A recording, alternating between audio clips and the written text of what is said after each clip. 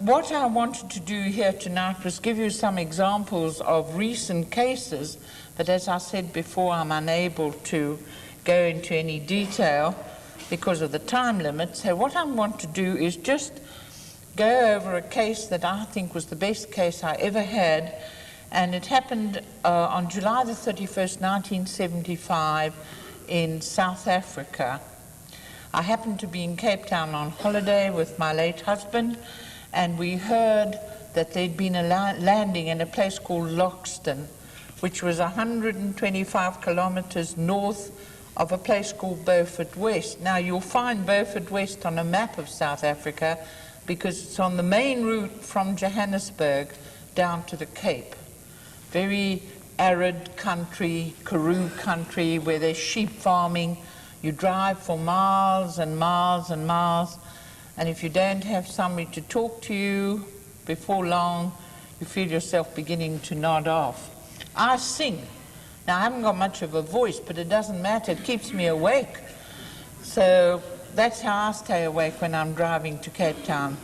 It's a long drive. It's about 1,200 kilometers from Johannesburg and over 2,000 from Harare. But it's absolute bush country. When I say bush, it's not thick forests. It's tiny little bushes which the sheep live off. It's called the Karoo, the Great Karoo. And we drove to this place in Loxton. The man involved was a farmer called Donnie van Graan. He was 60, he had turned 60. He was a part-time farmer, and he had woken on this morning, July the 31st, 1975, and it was a very cold morning, and he was worried about his sheep. Now, he kept his sheep in what they call in South Africa sheep kraal, which is actually a sheep enclosure. Loxton was a tiny little village, very small, very isolated, surrounded by little mountains with the tops all flat. And I heard afterwards from a geologist it was the wind, the driving wind, took off the top of these little mountains. Almost like a moon, Mars-like surface. And when we got there, we met this Mr. van Graan, and he was telling us that on this morning he had got up to go and have a look at the sheep, and surrounding Loxton was a sort of a horseshoe wall, earthen wall, which was about 3 meters high, about 10 feet high, because in the winter, when the rains came, the reservoir on the top of the hill would overflow and the water would flood Loxton. And I said, well, what a silly thing to do. Why did they build it there? And he said, well, they never thought about it until they realized every year they were flooded out. When he got to the top of this mound, he looked down at his sheep kraal, which was a good bit away, and he saw a caravan. Now, you call it a trailer. He saw a trailer standing in his sheep kraal inside this enclosure, and he thought that's rather funny, but he knew the South African government were prospecting for uranium in the area, and although he was a bit upset that they hadn't asked his permission, he thought he'd go along and have a cup of coffee with them. And so he walked down. When he got on level ground, he saw that this caravan, this trailer, was standing on tines, not on wheels, and that it had huge glass windows around the sides. And he thought they must be using some new type of caravan because he'd never seen one like this before. But as he got closer, he saw 4 men, and he says they were a bit on the short side. They were very thin and pale. They had on cream-colored overalls, and one of them was standing by a console with flashing lights, and the other 3 appeared to be examining something that looked like a theodolite. And he went a little bit closer because he was puzzled now. He couldn't understand what this was all about. When he got within 3 meters of the caravan, they all looked up as though he triggered something which caused them to something must have gone off inside this trailer or craft, whatever it was. They all looked up, and at the same time he heard a clicking sound, and a beam of light hit him from the side of the caravan, and he staggered backwards. It was almost like a force, hit him with a force. And he said he felt as though he was drowning. He couldn't get his breath. He struggled to breathe.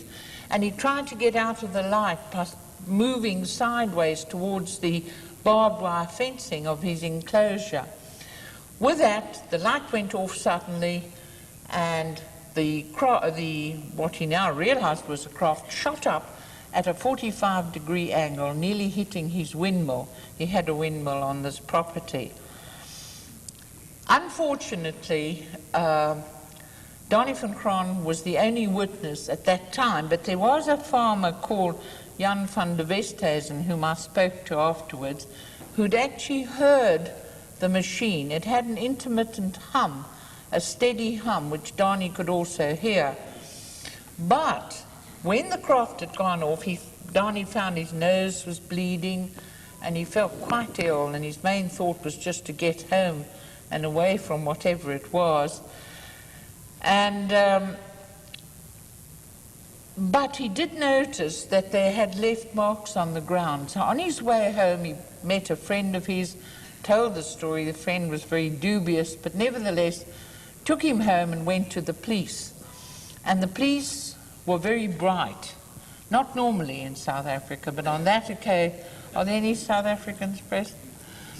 But on that particular occasion, they covered these marks with a tarpaulin. So when I arrived there, I could actually see the marks. And there must have been 4 legs, because there were 4 marks which looked like an arrow. Each one was pointing inwards towards the center, and a very distinct arrow, for the simple reason that there'd been no rain for a few days, and there was a lot of dust on the ground. So the marks were deeply imposed and easily seen, and the police had taken some excellent photographs. In the center, there was a crisscross. I think they're the best marks I've ever seen left by any machine.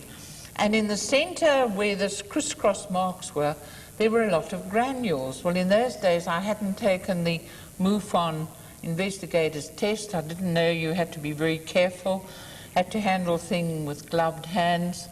And I picked up the granules. I had some little glass tubes, and I took a couple of samples, one of which I sent to MUFON and one to the Geological Survey in South Africa.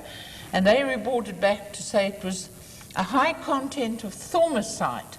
And thaumasite is contained inside a rock. So whatever they did, they must have pulverized the rock for no commercial value, said the Geological Survey, to get at the thaumasite.